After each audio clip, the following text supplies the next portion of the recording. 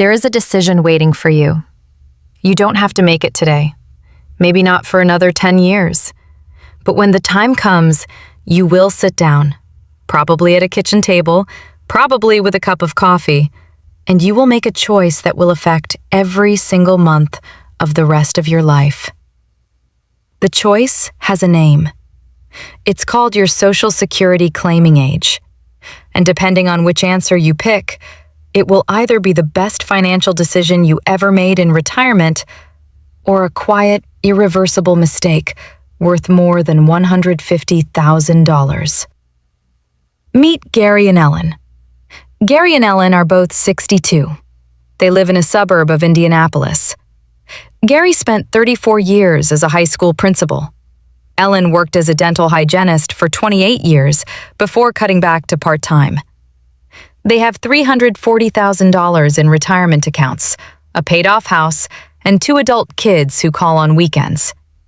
They are good, careful people. They have thought about retirement. They have a financial advisor they see once a year. They are not reckless. And in 2024, when Gary turned 62, they made a decision that felt completely logical at the time. They claimed Social Security early. Gary's benefit at 62? $1,840 per month. Ellen's? $1,210 per month. Together, $3,050 per month. That felt like real money. That felt like security. That felt like the right move. What Gary and Ellen did not know, what nobody sat them down and explained clearly, is that by claiming at 62 instead of waiting, they permanently locked in a reduced benefit for the rest of their lives. Gary's full benefit at 67 would have been $2,628 per month. At 70, it would have been $3,259 per month. Ellen's full benefit at 67 would have been $1,729 per month. At 70, it would have been $2,145 per month. By claiming at 62, Gary and Ellen together receive $3,050 a month. If they had waited until 70, they would receive $5,404 a month. That is a difference of $2,354 every single month. For life. Adjusted upward every year for inflation. Over a 20-year retirement, assuming standard cost of living adjustments, the gap between what Gary and Ellen will collect and what they could have collected is somewhere between $600,000 and $800,000. They didn't lose this money because of a bad investment. They didn't lose it because of fraud or bad luck. They lost it because of one decision, made in an afternoon, without fully understanding what they were choosing. Today, I'm going to make sure that doesn't happen to you.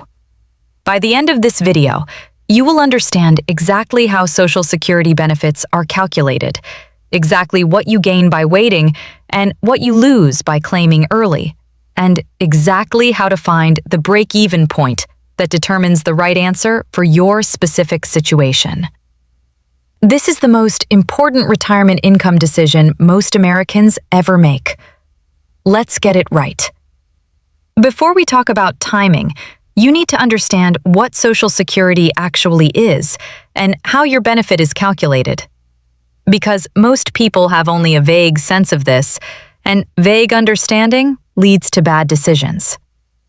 Social Security is a federal retirement program funded by payroll taxes. For every dollar you earn in wages, 6.2% goes to Social Security, and your employer pays another 6.2% on your behalf. If you're self-employed, you pay both sides, 12.4%. These contributions are tracked over your working life. The Social Security Administration records every year of earnings you report. They use your 35 highest earning years to calculate a figure called your AIME, your Average Indexed Monthly Earnings. That number is then run through a formula to produce your PIA, your primary insurance amount. This is your benefit in today's dollars if you claim at exactly your full retirement age. Your full retirement age, your FRA, is not 65. That's a common misconception. For anyone born in 1960 or later, which includes everyone currently between 45 and 65, the full retirement age is 67. So the three claiming ages you need to understand are 62, the earliest you can claim. You receive a permanent reduction of up to 30% below your PIA. 67, your full retirement age. You receive 100% of your PIA. 70, the latest that earns delayed credits. You receive 124% of your PIA, a permanent 24% bonus on top of your full benefit. There is no financial reason to delay past 70. The credits stop accumulating. Claiming after 70 simply means leaving money on the table. Now, here's the math that governs early claiming. If you claim before your FRA, your benefit is reduced by a specific percentage for each month you claim early. For the first 36 months before FRA, the reduction is 0.05% per month. For months beyond 36, it drops to 0.05% per month. For someone with an FRA of 67 who claims at 62, the maximum early claim, the total reduction is 30%. That reduction is permanent. It does not go away when you turn 67. It does not phase out. It applies to every single payment you receive for the rest of your life. It also applies to any spousal benefits or survivor benefits calculated from your record. And for every year you delay past 67, your benefit grows by 8%. Guaranteed. Not 8% average, not 8% if the market cooperates, 8% guaranteed by the federal government, compounding until you reach 70. There is no investment in the world that offers an 8% guaranteed inflation-adjusted return. That is what waiting costs and what it pays. When people debate Social Security timing, the conversation always comes back to one question. But what if I die early? Won't I lose money by waiting? It's a fair question, and the answer lives in a number called the break-even age. The break-even age is the point at which the total lifetime benefits from waiting surpass the total lifetime benefits from claiming early. Before the break-even age, the early claimer is ahead. After it, the late claimer wins, and wins by more every year they live. Let's work through the actual math with a clean example. Mark is 62. His PIA, his full benefit at 67, is $2,200 per month. Option A. Claim at 62.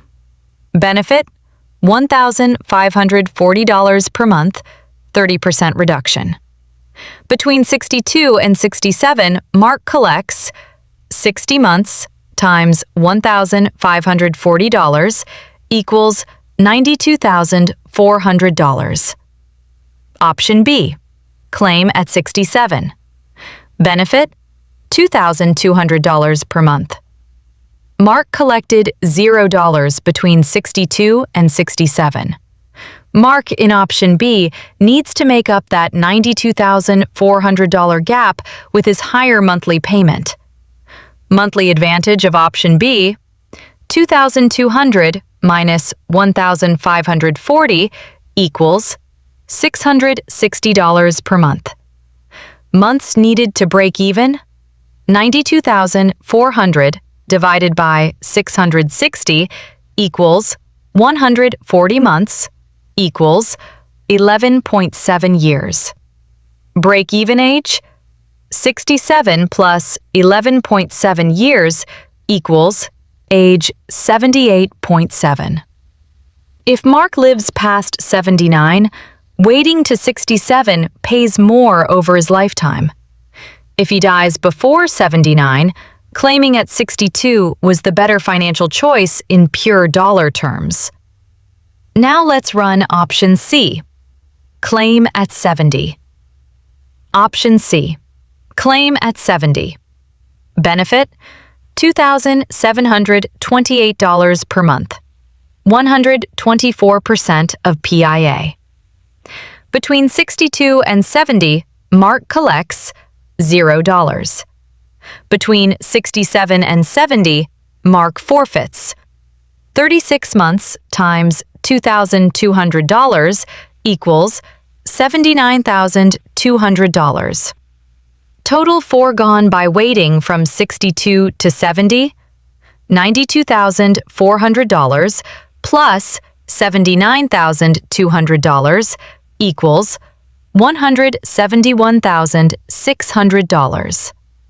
Monthly advantage over option A: 2,728 minus 1,540 equals $1,188 per month. Break-even age from option A: 62 plus 171,600 divided by 1,188 divided by 12 equals approximately age 74. If Mark lives past 74, claiming at 70 beats claiming at 62, and the margin grows every year he lives after that.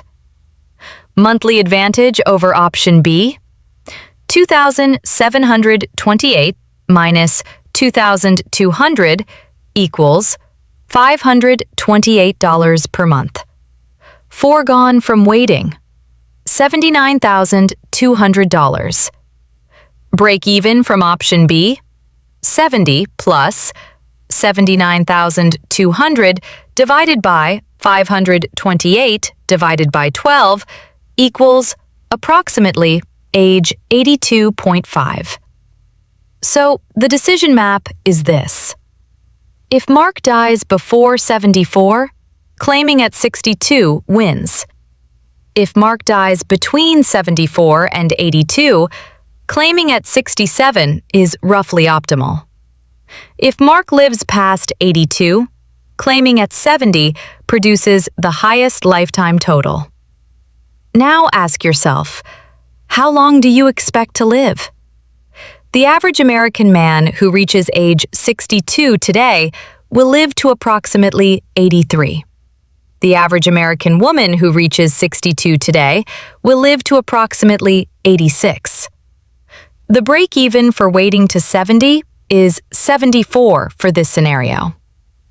The average man reaches 83. The average woman reaches 86. In straight actuarial terms, for average health Americans who reach 62, waiting to 70 is the mathematically superior strategy, by a wide margin. This is why the data shows what it does. Most Americans claim early. Most Americans are making a financially suboptimal decision based on fear of an early death that statistically doesn't happen to most of them. But averages don't live in your house. You are not the average American. Your health, your finances, your work status, your spouse, all of it matters. So let me introduce you to 3 real decision contexts. Character 1. Diane, 62. Single. Phoenix, Arizona. Diane worked as an operations manager for 31 years. She has $520,000 in her 401k, a small pension of $800 per month, and her Social Security PIA is $2,450 per month. She is in excellent health. Her mother lived to 91, her father to 87. She has no chronic conditions. Diane's situation is almost textbook for delayed claiming. She has enough in her 401k and pension to bridge the gap from retirement to age 70 without touching Social Security. If she retires at 64 and waits to claim until 70, she draws down roughly $120,000 to $150,000 from her retirement accounts during the bridge period. But at 70, her Social Security benefit is $3,038 per month, $36,456 per year, fully inflation adjusted for the rest of her life. The inflation adjustment is worth calling out separately. Social Security's annual cost of living adjustment, the COLA, has averaged around 2.6% historically. Some years it's been 8.7%, some years 1.3%, but it has gone up every single year since 1975, except 3. For Diane, every dollar of Social Security she converts to a higher monthly payment is a dollar that inflates upward every year she lives. Her 401k depends on the market. Her Social Security depends on nothing except being alive. For a healthy 62-year-old woman with Diane's longevity history, waiting to 70 is almost certainly worth at least $180,000 to $250,000 in additional lifetime benefits compared to claiming now. Character 2. James, 62. Married to Carol, 60. Charlotte, North Carolina. James was a union electrician. His PIA is $2,800. Carol worked part-time for most of their marriage raising their kids. Her own PIA is only $620, not enough to meaningfully affect their household. What Carol will actually receive in retirement is the spousal benefit, 50% of James's PIA, or $1,400 per month if James claims at his FRA of 67. This is where the decision gets critically important, and where most couples make their worst mistake. If James claims at 62, his benefit drops to $1,960. Carol's spousal benefit, calculated as a percentage of James's benefit, also drops accordingly. But there is one more dimension that most financial advisors don't emphasize enough: the survivor benefit. When one spouse dies, the surviving spouse does not continue collecting both benefits. They collect whichever is larger, their own benefit or the deceased spouse's benefit. If James dies first, Carol doesn't collect $1,960 plus her own $620. She collects whichever is higher, $1,960 or $620. She gets $1,960 and loses her own. But if James had waited to 70 and his benefit was $3,472 per month, Carol's survivor benefit becomes $3,472 per month for the rest of her life. The difference in Carol's financial security as a widow? $1,960 versus $3,472. Every single month. For potentially 20 or 25 years. For married couples where there is a significant earning gap, the higher earners claiming decision is not just about their own retirement income. It is the most important life insurance decision they will ever make for their spouse. James waiting to 70 could be worth $400,000 or more to Carol's financial security if she outlives him by 15 years. And women outlive their husbands, on average, by nearly 5 years. Character 3. Victor, 62. Denver, Colorado. In poor health. Victor spent 30 years working in construction. He has degenerative disc disease, early-stage COPD, and a family history of heart disease. His father died at 67. His older brother had a heart attack at 68. Victor's Social Security, PIA, is $2,100. He has $180,000 in retirement savings. For Victor, the calculus is completely different. His break-even for waiting to 70 over claiming at 62 is age 74. Given his health history, his realistic life expectancy may be below that threshold. Victor should almost certainly claim early, potentially at 62 or 63. Not because the system is unfair to him, because the math genuinely favors him given his specific circumstances. This is the answer to the "but what if I die early" objection. It's a legitimate factor. For people who have genuine, documented reasons to expect a shorter lifespan. For those people, earlier claiming is not a mistake. It is the correct decision. The mistake is when healthy 62-year-olds claim early because they share Victor's fear without sharing his circumstances. After everything we've just covered, you might be wondering, if the math so often favors waiting, why do most Americans claim Social Security the moment they turn 62?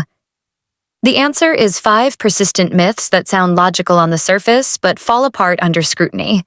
Myth 1. I should take it before the government changes the rules or goes broke. Social Security solvency concerns are real.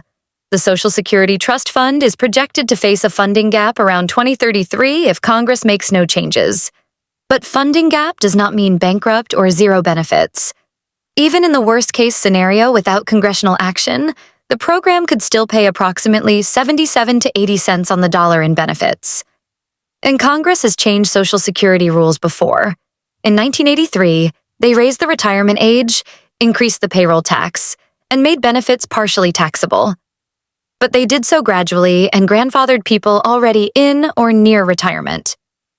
The likelihood that Congress eliminates Social Security for current 62-year-olds is effectively zero politically. Seniors vote at higher rates than any other demographic. Any politician who genuinely proposed cutting benefits for current retirees would be removed from office. Claiming early to beat a benefit cut that hasn't happened and likely won't apply to you is trading a guaranteed permanent reduction now for protection against an uncertain and likely small future reduction. Myth 2. The money is just sitting there. I might as well take it. This sounds intuitive, but money you don't claim isn't sitting somewhere gathering dust.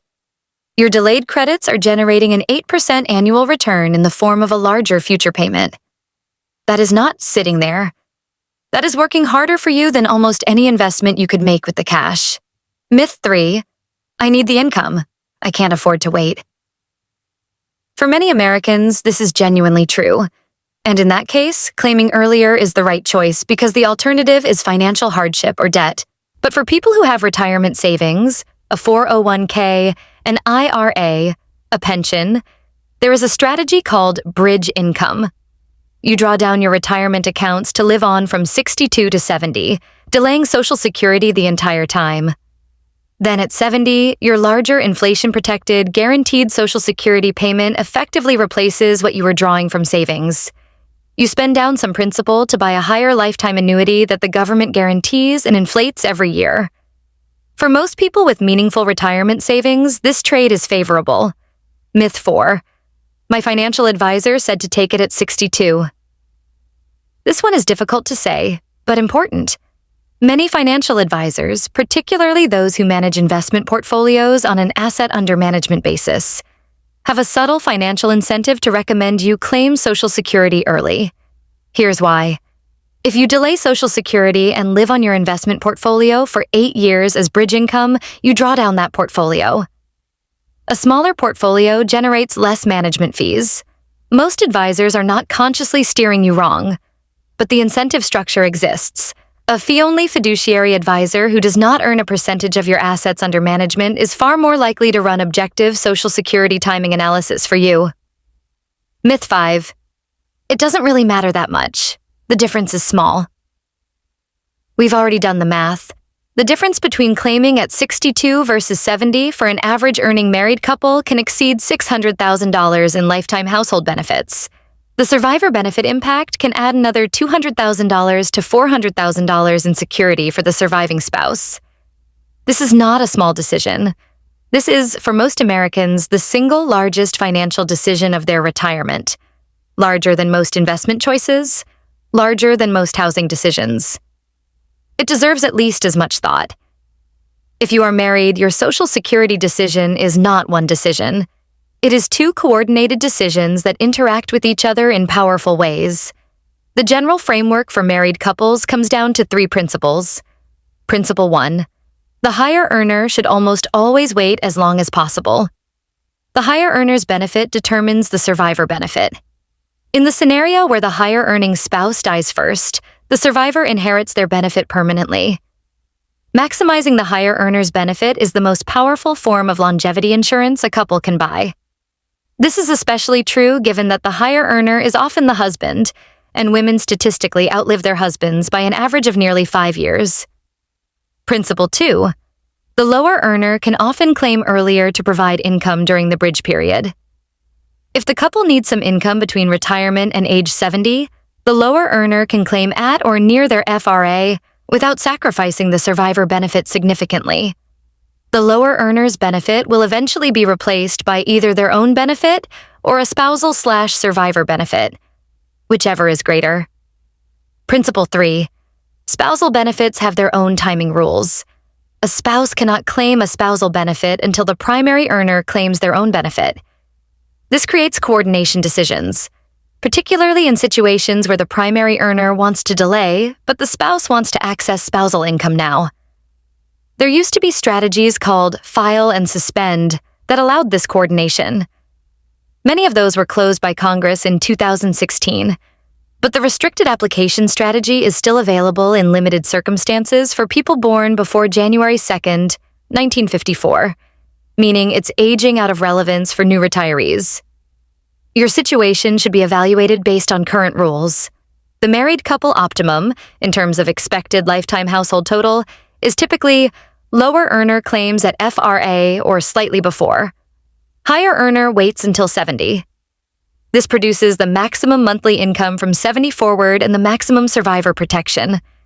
Let me give you the landscape of what Americans actually do and why the data matters. According to Social Security Administration data, more than 30% of Americans claim Social Security at exactly age 62, the earliest possible moment. Another significant cluster claims at 63, 64, and 65. Only about 10% wait until 70, the age that is optimal or near optimal for the majority of healthy Americans. This is a population-level financial mistake hiding in plain sight. The Urban Institute and other research organizations have studied this extensively. Their consistent finding, for Americans in average or better health, claiming at 62 is optimal in only a small minority of cases, primarily those with serious chronic illness or very limited other assets, yet it remains by far the most popular choice. The reason is psychological, not mathematical. Taking something now feels safer than waiting for something later. A check in hand feels more real than a larger check in 8 years. The present is certain. The future is not. This is loss aversion, one of the most well-documented biases in behavioral economics. We feel the pain of potential loss more acutely than we feel the pleasure of equivalent gain. So the idea of losing 8 years of payments feels catastrophic, even when the math shows clearly that waiting pays more over a realistic lifetime. Add in the myth of Social Security insolvency, the genuine fear of dying young, and advice from friends and family who claimed early themselves.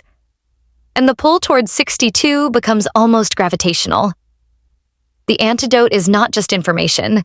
It's a personalized break-even calculation, run with your actual numbers, that shows you in concrete dollar terms what each year of delay is worth. Here is exactly what to do this week. Step 1. Get your Social Security statement. Go to ssa.gov and create a My Social Security account if you don't have one. Your statement shows your estimated benefit at 62, at your FRA, and at 70, based on your actual earnings record. This is the most important document in your retirement planning, and most people have never looked at it. Step 2. Run the break-even calculation. Take the monthly difference between two claiming ages. Divide the total foregone payments by that monthly difference. That gives you the number of months to break even. Add that to the later claiming age. If your life expectancy exceeds that age, waiting is financially superior. You can do this manually with the numbers on your statement, or use the SSA's own online tools and retirement estimators at ssa.gov. Step 3. Factor in your spouse. If you are married, run the calculation for both of you, including the survivor benefit scenario. What does the surviving spouse collect if you die at 75? At 80? At 85? The survivor benefit analysis often changes the optimal strategy more dramatically than any other factor. Step 4. Consider the bridge income strategy. If waiting to 70 is financially optimal for you, but you need income before then, model the bridge income approach. How much would you need to withdraw from your 401k or IRA each year between your retirement date and 70? Is that sustainable given your balance? A fee-only financial planner can run this in detail, but even a rough estimate on paper is valuable. Step 5.